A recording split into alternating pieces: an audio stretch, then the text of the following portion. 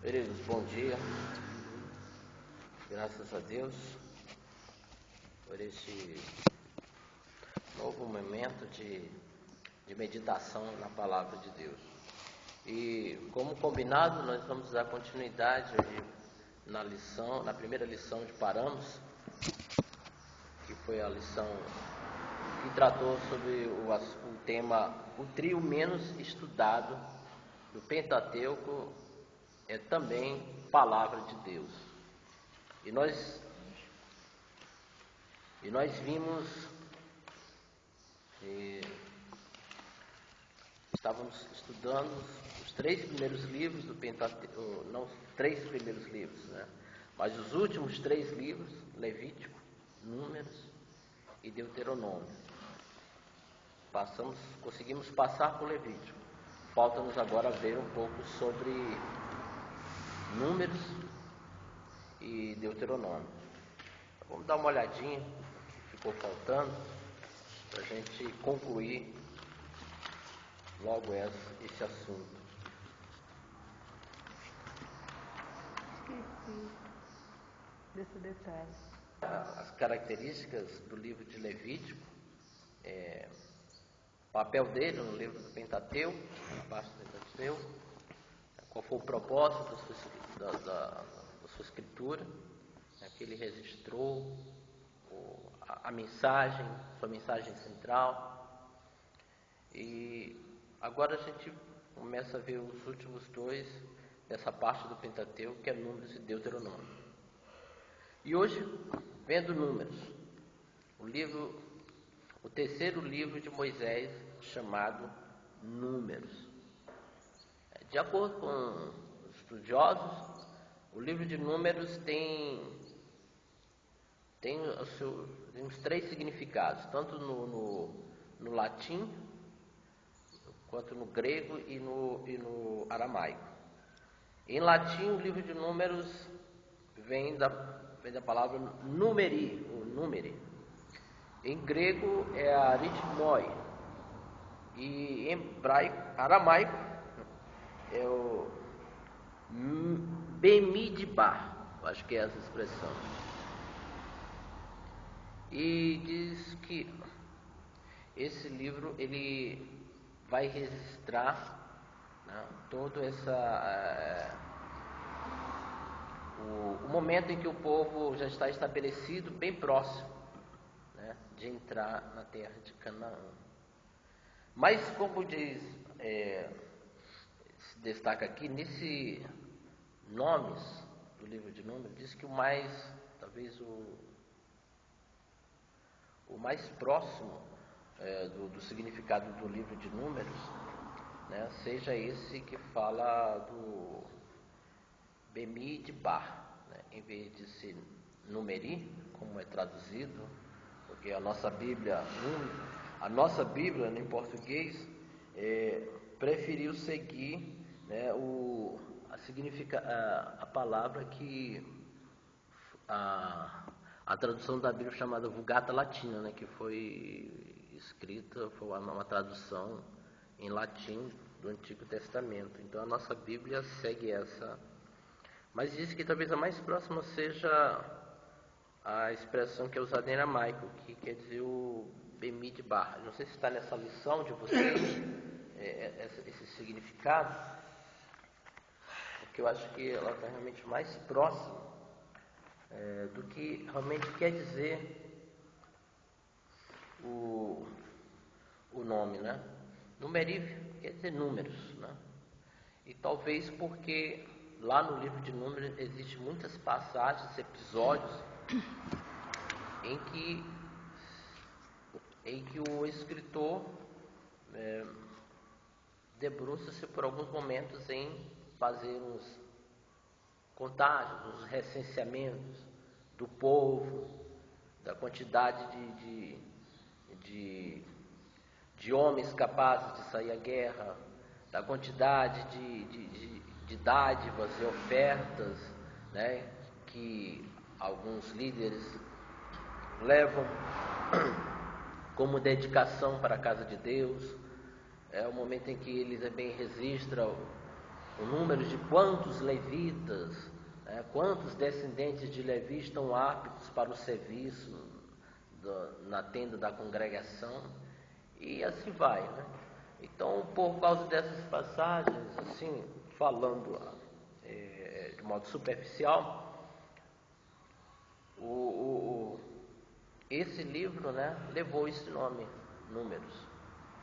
Mas eu gosto mais da tradução, me parece mais, depois que eu encontrei, me deparei com essa informação, eu gostei mais do nome Bemidbar, que é escrito em aramaico, que significa no deserto. No deserto. Embora a gente pode ter até, não sei por quais os critérios mesmos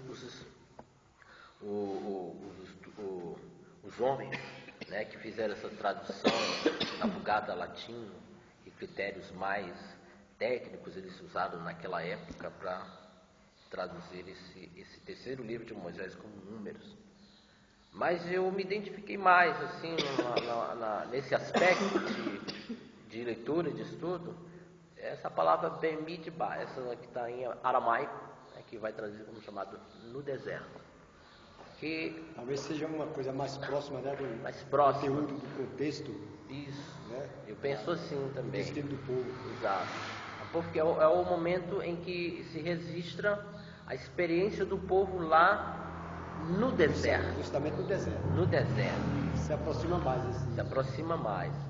Né? Porque, a meu ver, o livro de Números, então, vai registrar os episódios e experiências muito diversas que o povo teve lá no deserto. O local adequado, onde foi justamente o que aconteceu. Exatamente. É claro que quando ele escreve, quando se escreve Êxodos, não digo nem Êxodo, porque boa parte de Êxodo também o povo ainda está escravizado. Mas vamos começar mesmo de Levítico. É claro que no livro de Levítico, quando é escrito o livro de Levítico, o povo também ainda está no deserto. Não está nem no Egito, nem em Canaã. Ainda está vagueando, né? Vagando pelo deserto. Mas, pelo contexto do livro de Levítico, é um livro que registra poucos episódios, poucas experiências do povo lá no deserto. Dedica-se mais em estabelecer, como nós já vimos, né?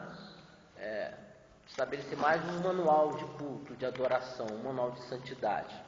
Já o livro de Números tem mais experiências, eventos, fatos que ocorreram com o povo lá no deserto. E a propósito, eu até chamo vocês para essa observação. Que experiências foram essas, então? Convido vocês a participarem mais ainda, como vocês participam, mas agora de forma mais específica, que citassem, vocês pudessem citar quais foram essas múltiplas experiências, eventos e fatos que ocorreram. Podem citar uma, duas, e até eu vou desafiar ainda mais, dizer qual é a lição que você tem aprendido muito com essa experiência, com esse fato que ocorreu lá no Bemidbar, lá no deserto. Né?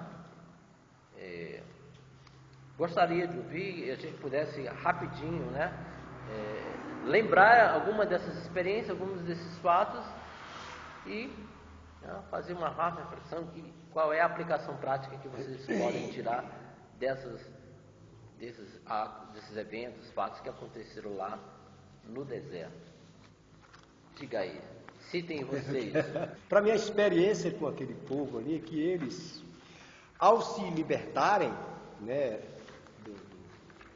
do asilo, do jugo de Faraó, então eles, lá na frente, como eles sentiram a dificuldade de se aproximarem da terra prometida, então eles começaram a fraquejar, começaram a recuarem, digamos assim. Com desejo. Né?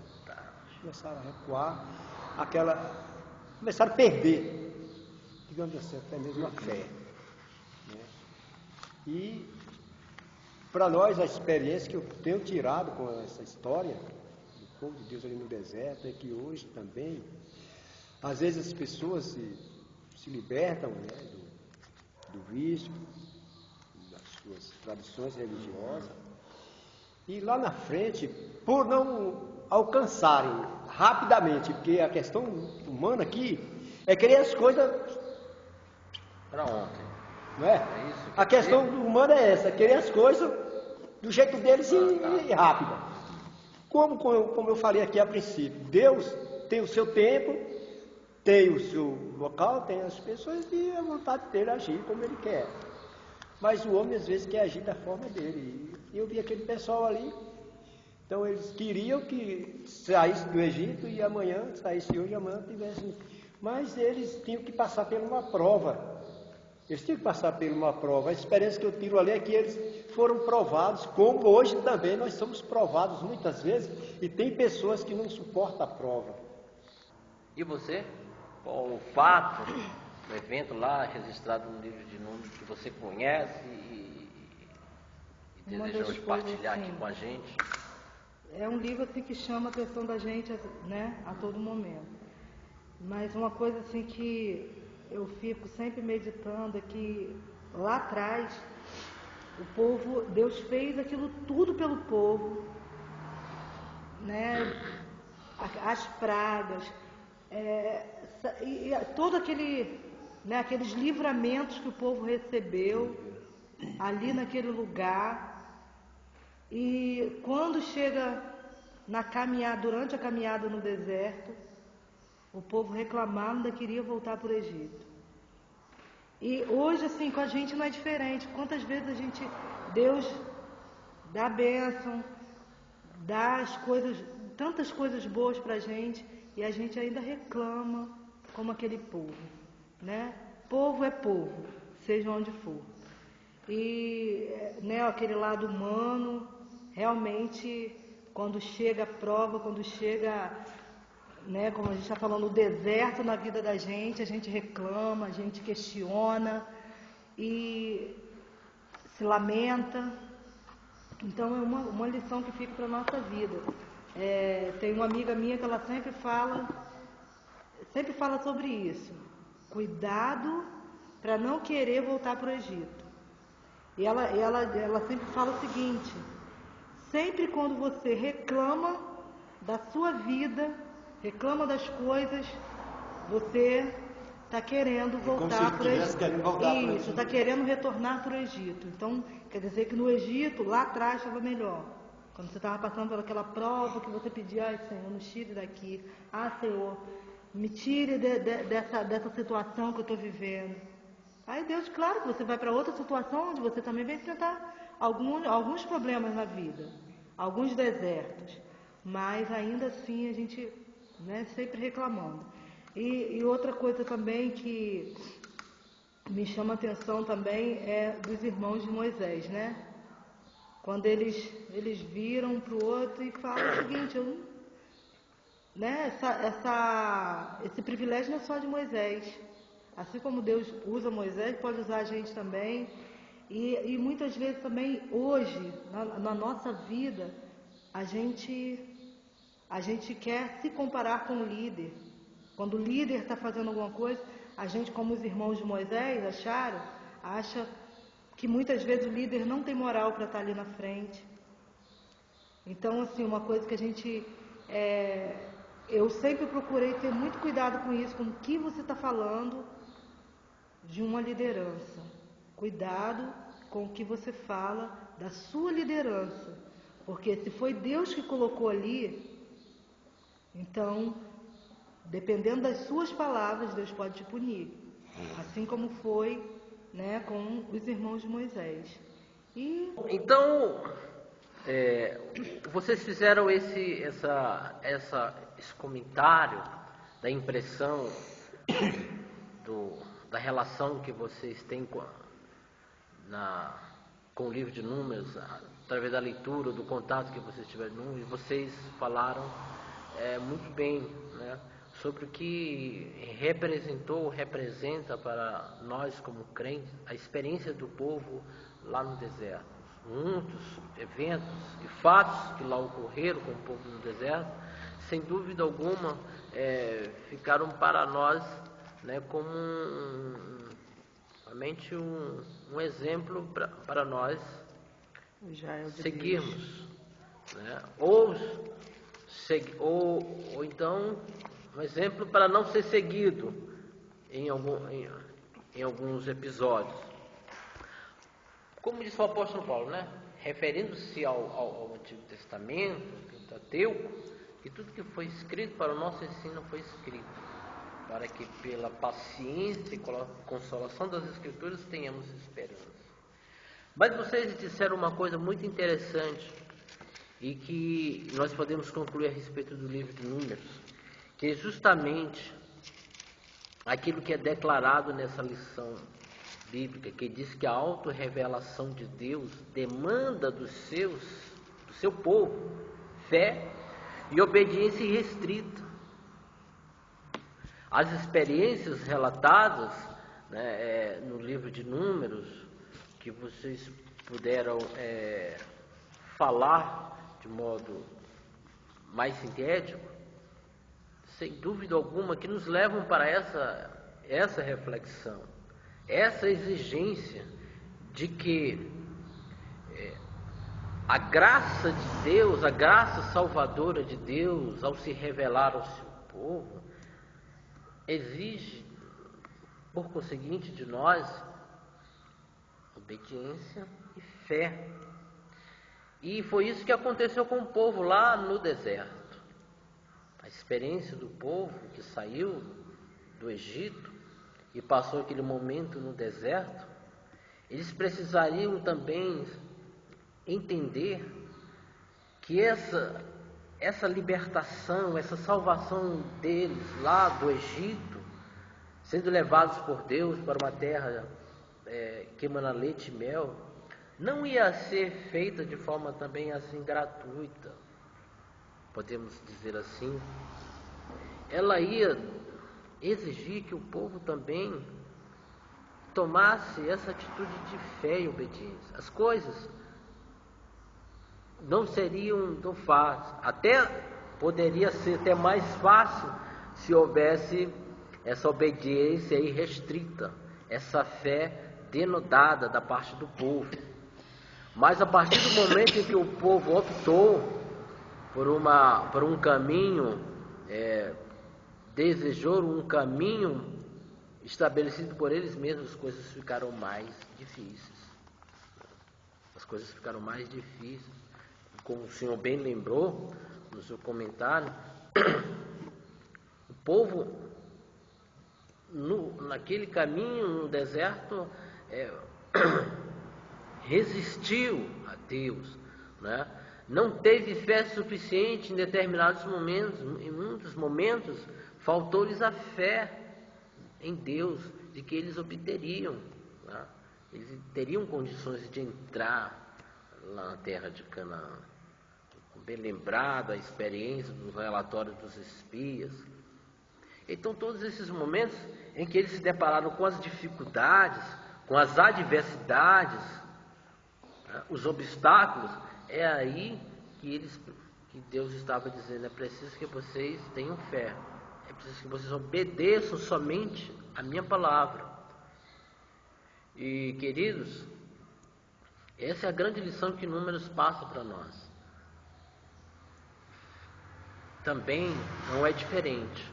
Também diferente de nós, não vamos conseguir na nossa carreira cristã estabelecer uma relação com Deus forte e segura, garantir para nós a vitória, se nós também não acreditarmos e também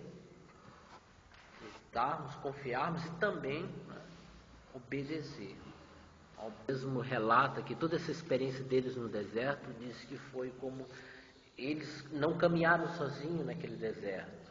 Aquele deserto de terras de serpentes, escorpiões venenosos, né?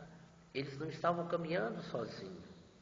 Moisés ilustra a presença de Deus com o povo dizendo: olha, assim como o Pai caminha ao lado do seu filho de mãos dadas, assim foi Deus com vocês.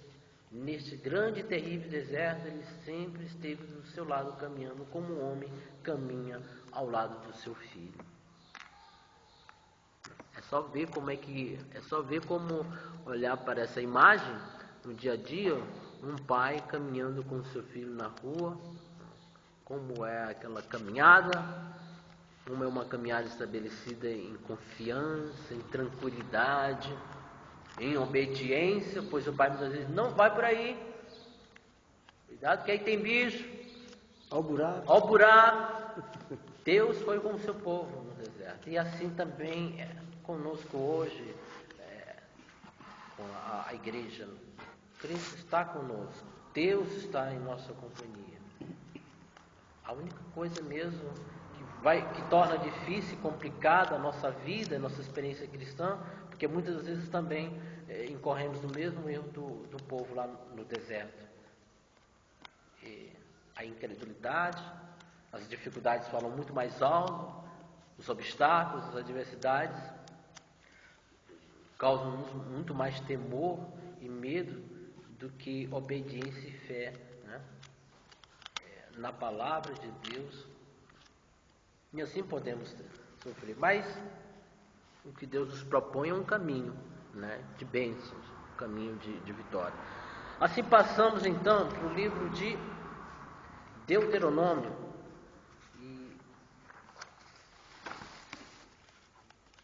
vamos ver então o livro de Deuteronômio, suas características, né, e o contexto histórico do livro de Deuteronômio. Primeiro que Deuteronômio, é esse significado, né? Vocês conhecem, né, o significado da palavra Deuteronômio? Dizem que é a segunda lei. E por que a segunda lei? Ele tem esse nome segunda lei, porque houve uma primeira lei que acabou, perdeu a sua validade, e agora Moisés tinha que estabelecer uma nova lei, ou o propósito dos seus significados ser segunda lei é outro significado, é outro sentido. Na verdade, essa segunda lei, ela tem seu verdadeiro sentido é justamente com relação a um momento histórico na vida do povo de Israel.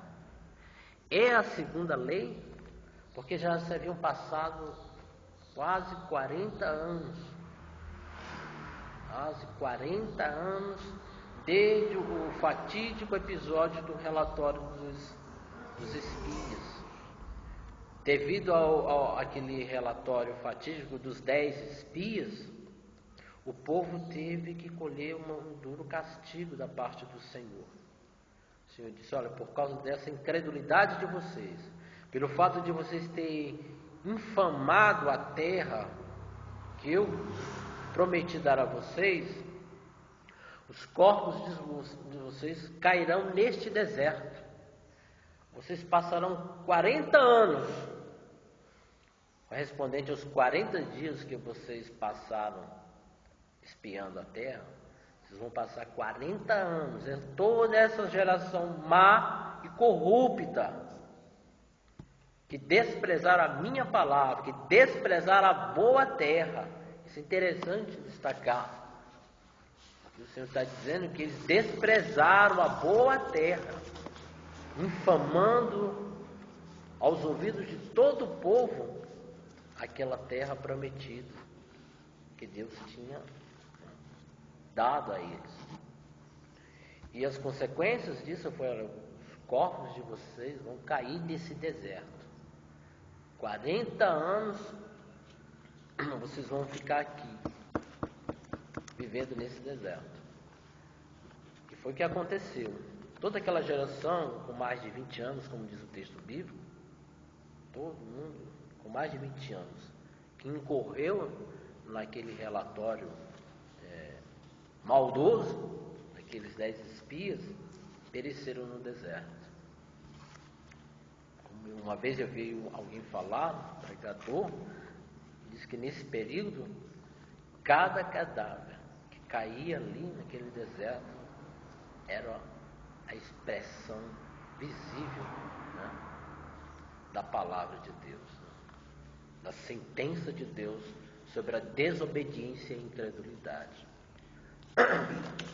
Uma forma da gente dar crédito mais amplo nesse episódio é esse aqui. Moisés, com 120 anos. E Deus preservou até aqueles 120 anos. E os outros não chegaram nem a metade. Então, Deus poderia também conceder a eles, se assim fosse, como Moisés, obediente e credor, fosse fiel à sua crença para com Deus. Poderia, né? Bom, claro, poderia, porque me vem ao coração a lembrança de que essas promessas de vida no Antigo Testamento, ela nos remete para no Novo Testamento a vida de abundância espiritual. Isso. Quanto mais decidimos em obedecer a Deus, quanto mais decidimos em nos orientar pela fé, mais possibilidade de viver uma vida vitoriosa em Cristo ampla. Jesus. E ampla, né? Eu não diria, eu não vou afirmar categoricamente, porque isso aí é hoje em dia uma questão mesmo muito da soberania de Deus, porque a gente conhece muitas pessoas boas, né, dedicadas a Deus, que não têm realmente Vida longa. não tem vida longa. Mas, entre aspas, desculpe.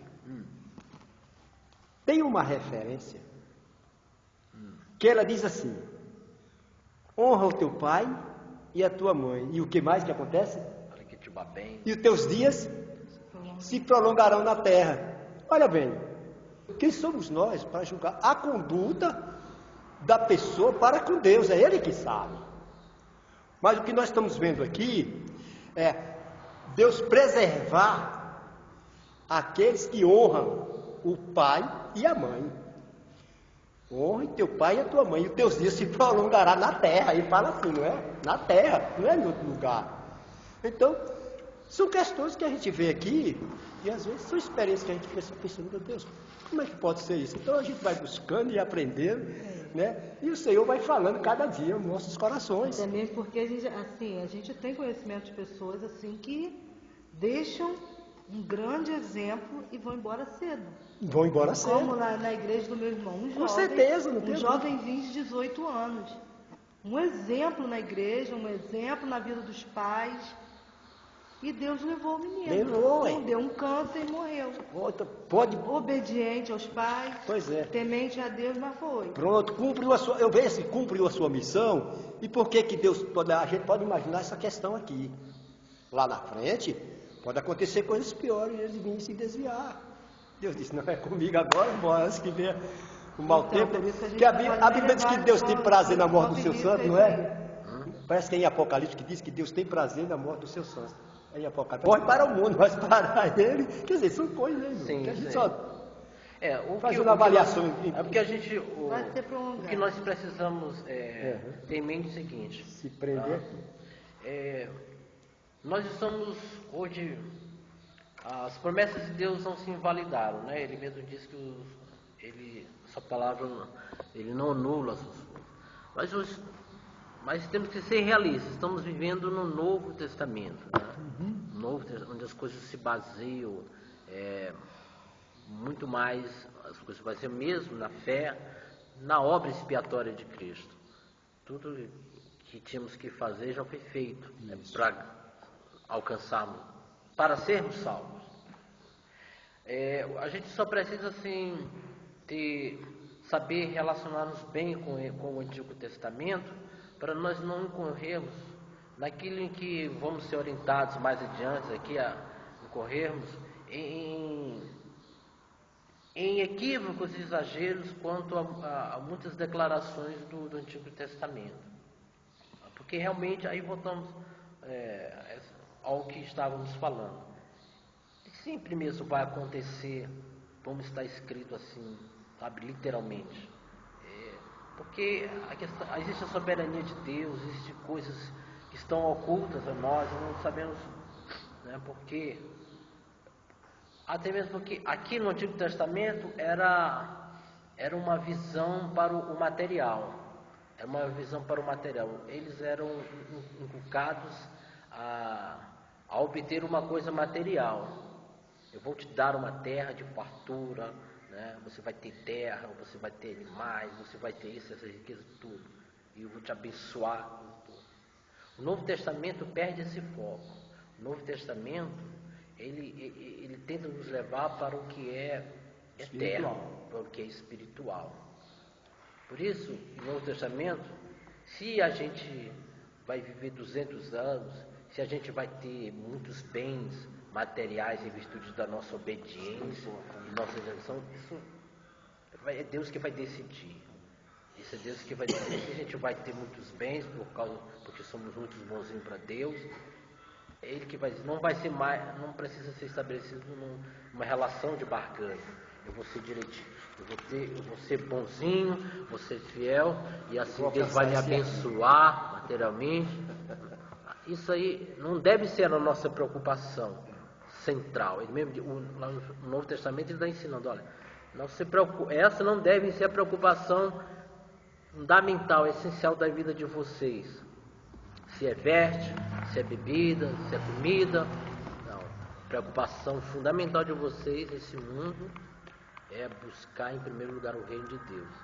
E as outras coisas serão acrescentadas.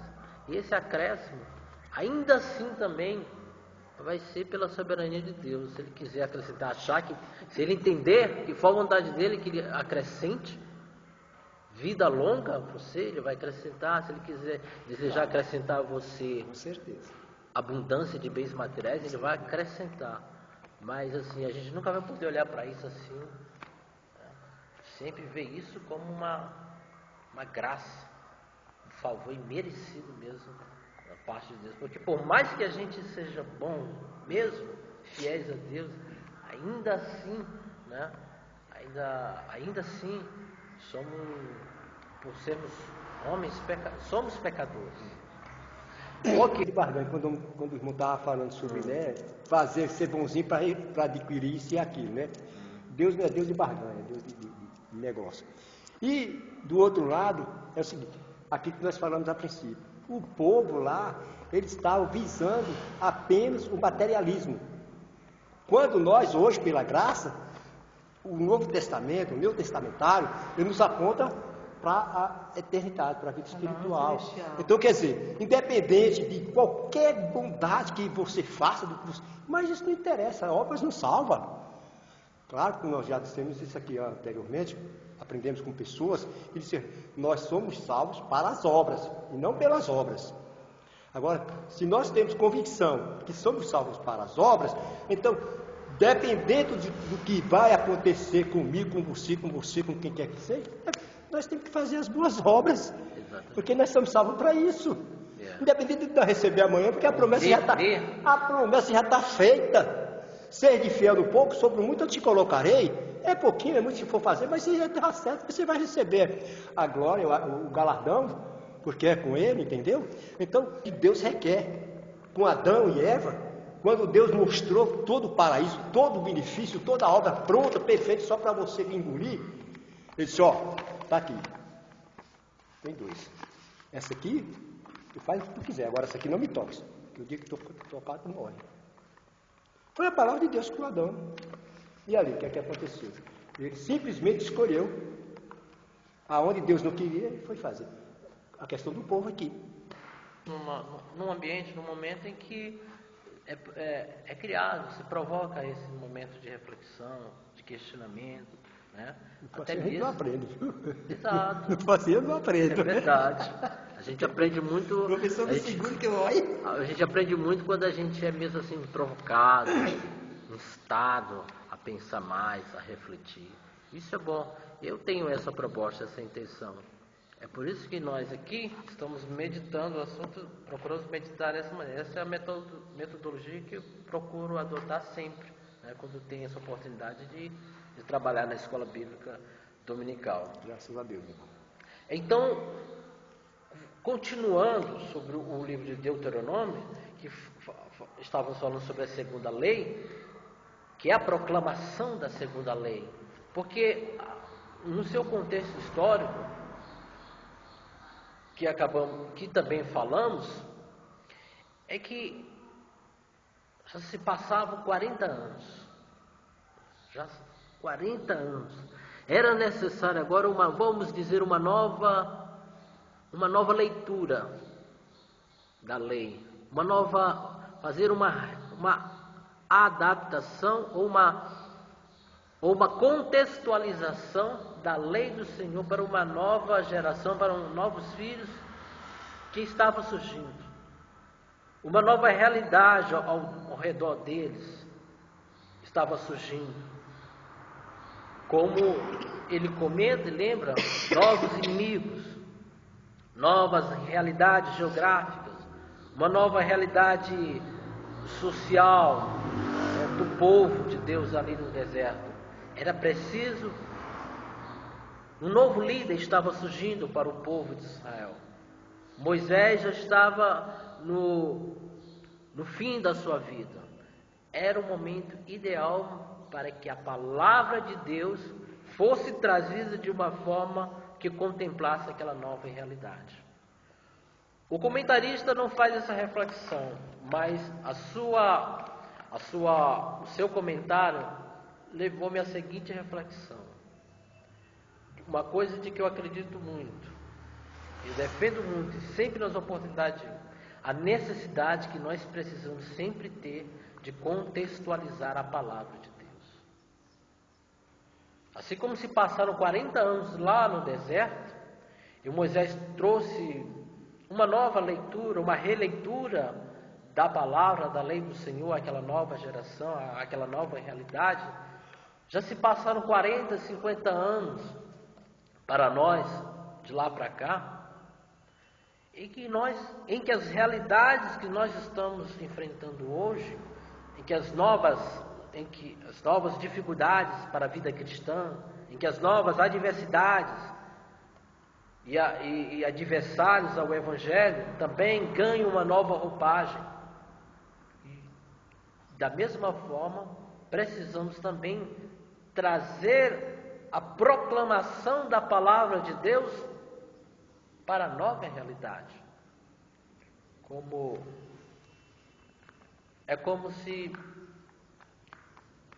nos anos 1930, onde a pregação do Evangelho contemplava uma realidade para aqueles tempos, muitas coisas a gente não tem uma imagem gravada do que o pregador pregava, incitava o povo naqueles anos, para termos uma ideia do que era a grande preocupação, né, do pregador, do pastor com aquela igreja daqueles dias.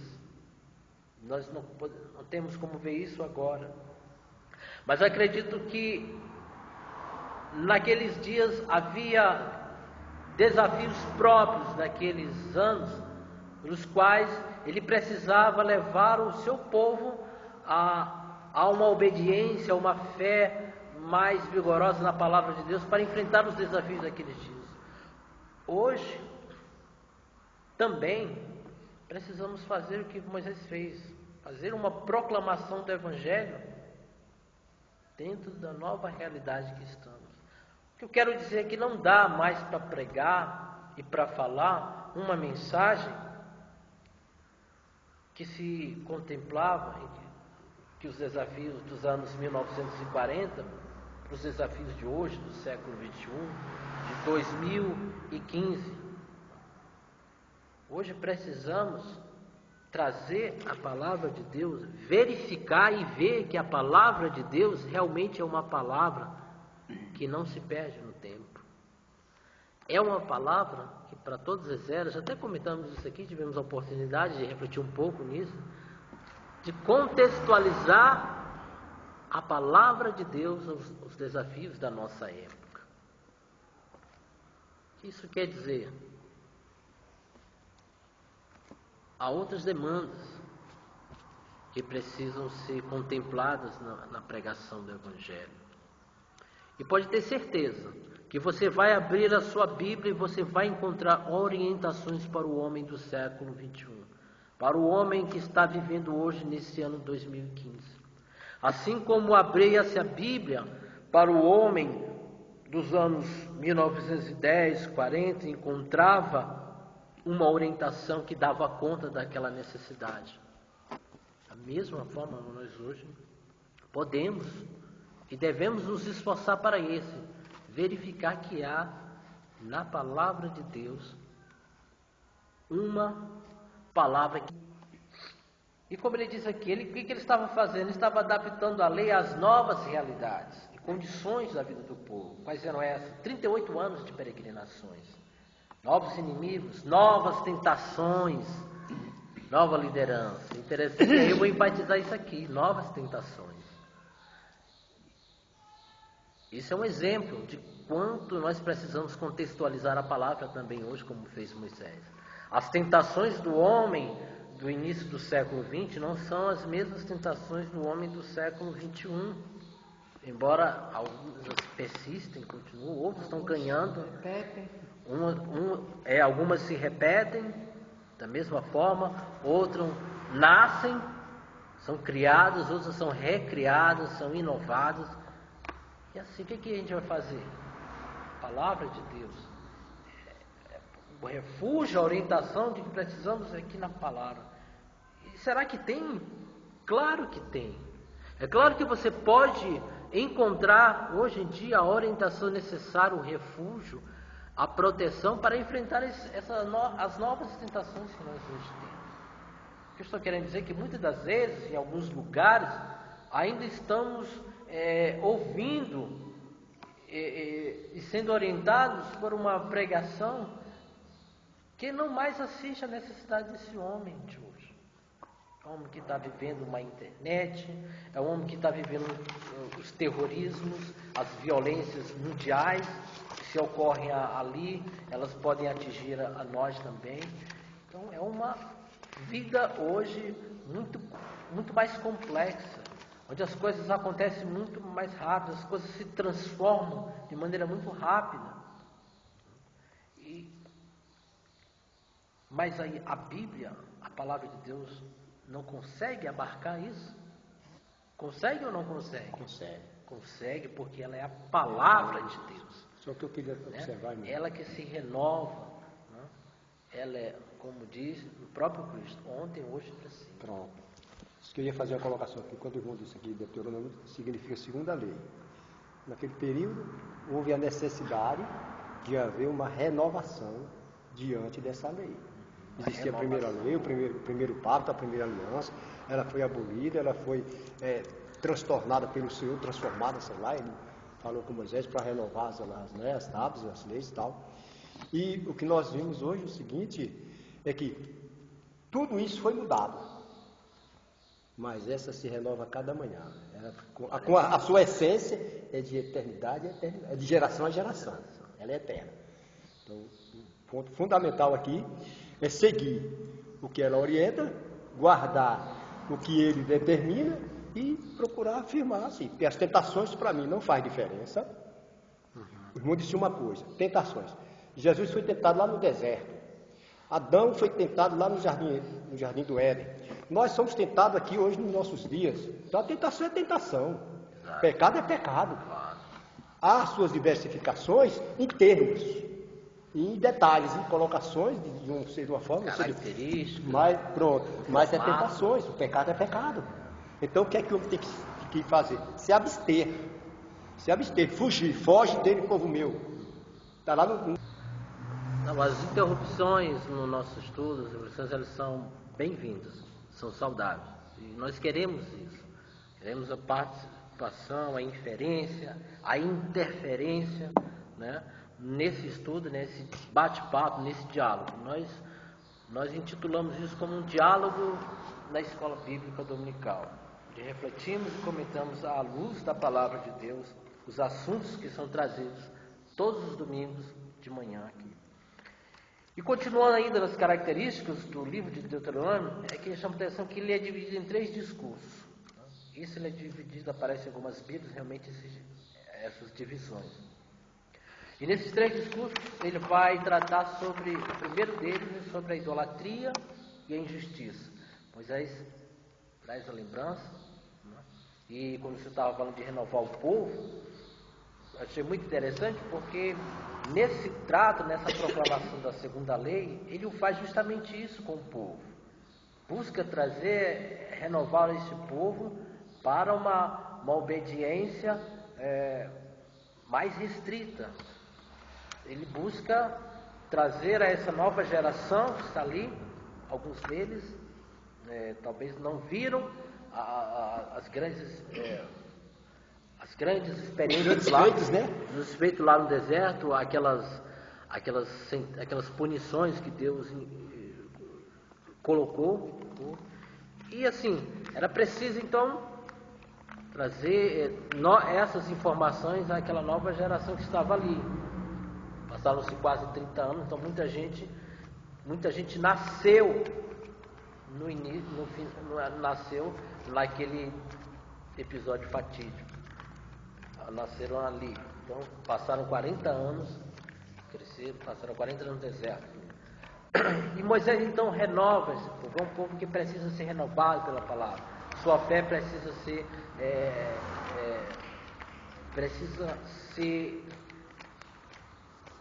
ser mais esclarecida. A fé desse povo precisa ser realmente colocada em ação, no lugar certo, né? Que é na palavra de Deus. E depois parte do segundo discurso, é que ele vai tratar sobre os 10 mandamentos.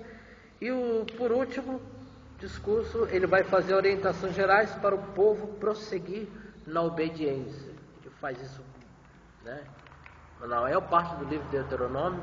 Eu até aconselharia vocês que fizessem, ao longo desse trimestre, uma leitura, no que depender de vocês, uma leitura em todos esses 3 livros, Levítico, Números, Deuteronômio, pudessem ler o maior número possível de capítulos desses livros, para que, quando viéssemos para cá, ficasse melhor o comentário, as reflexões que nós estamos falando e fazendo, porque aí você se situaria melhor naquilo que nós estamos comentando. Então, ao final no terceiro discurso, ele faz isso. Ele procura fazer essa orientação geral, como eu acabei de dizer, principalmente porque havia uma nova geração que estava se formando ali, né, entre eles, ou tinha se formado, né, um grupo de pessoas que havia ainda nascido depois daquele episódio fatídico. Então precisava, Moisés faz, por isso que Moisés lembra muitas das experiências, ele lembra aquelas experiências passadas lá no deserto, tanto para os que ficaram vivos, né, para que não cometessem mais, e tanto para aqueles que não estavam vivos naquela época, naqueles episódios, para que também buscassem, no mau exemplo dos seus antepassados, uma inspiração para viver uma vida de obediência irrestrita a Deus. E assim, nós fazemos a conclusão sobre o livro de Deuteronômio, o seguinte, que Deus honra a sua parte porque ama o seu povo, porque é fiel e santo e pode puni-lo por sua desobediência. Para que o povo cumpra com a sua parte, esse povo deve ser santo. E é isso que no livro de Deuteronômio fica realmente evidente. O povo, né, precisaria, é nesse livro que Deus diz, olha, amarás, pois, o Senhor teu Deus de todo o teu coração. Ouve, ó Israel, o Senhor teu Deus é o único Senhor. Amarás, pois, o Senhor teu Deus de todo o teu coração, de toda a tua alma, de toda a tua força, de todo o teu entendimento. E que também Deus, e ele também lembra desse livro de Deuteronômio, eu estava até lendo ontem esse capítulo, como parte da minha leitura diária, que Deus, Moisés está lembrando assim, olha, não fica pensando que vocês quando vocês conquistarem a terra, não vá pensar que vocês conquistaram porque você é um povo bonzinho, justo, legal, porque vocês nunca foram. Vocês deram muito, foi dor de cabeça para Deus. Né? Muito trabalho para Deus. Mas, Pelo contrário, tudo isso é porque Deus se afeiçoou a vocês, se afeiçoou aos seus pais. Deus amou vocês. Que maravilha! É aqui nesse livro que é lembrado sobre um dos maiores mandamentos, que Cristo diz como é que se resume, né? Eles amarás o teu próximo como a ti mesmo e amarás a Deus, né, de todo o teu coração. E esse amor é evidenciado no livro de Deuteronômio. Deuteronômio evidencia que tudo isso, na verdade, todo esse resgate do povo de Deus, do Egito, apesar dos castigos que Deus infligiu sobre o povo por causa de sua desobediência, ainda assim Deus, né, amava esse povo. Tanto é que Moisés lembra isso nas suas intercessões quando o povo, né, Deus estava decidido a destruir o povo. Moisés, em suas orações intercessórias a Deus, ele lembra: ó Deus temível, misericordioso, Deus grande que preserva os homens. Deus, é isso, é lembrado o amor de Deus, e Deus decide não destruir o povo. Por quê? Porque o amor prevaleceu, né? O amor de Deus prevaleceu. E a resposta de Deus para esse amor é aquilo que já vimos no livro de Levítico, e também é lembrado, olha, ele lembrou: amarás, pois, o Senhor teu Deus de todo o teu coração. E vai se fazer naquela vida de santidade, né? De devoção e dedicação a Deus. E assim a gente encerra essa lição 1, nós viemos hoje para encerrar essa lição 1, em que ele diz o seguinte: assim como Deus despertou o seu povo no deserto a uma vida de santidade e fidelidade na aliança com Ele, possamos também ser impactados pelo poder e autoridade da palavra e nos deixar simplesmente confiar na provisão e no infinito amor de Deus. Então, essa é a grande lição. A grande mensagem dessa lição 1, que é o trio menos estudado do Pentateuco, foi falar sobre isso, foi nos levar a pensar, né, sobre toda essa experiência de Deus no deserto, do povo no deserto com Deus, como Deus manifestou o seu amor, como Deus foi misericordioso, apesar de todas as suas murmurações, as suas desobediências. Deus suportou o povo, né? Deus confirmou a sua palavra, porque ele, como é lembrado aqui sobre a questão da aliança, Deus só fez isso por causa da sua aliança, porque Ele é um Deus, né, que diz o apóstolo Paulo, vai falar nisso, ainda que sejamos infiéis, Ele não pode negar-se a si mesmo, de modo que Ele vai continuar permanecendo fiel para conosco. Então, a fidelidade de Deus sustentou aquele povo no deserto e fez com que as suas promessas, a sua parte na aliança, Deus a cumprisse cabalmente. É o que vamos ver no decorrer de alguns momentos, episódios dessa lição, que vamos ver mais, melhor dizendo, um pouco mais dessa experiência de Deus, o povo lá no deserto.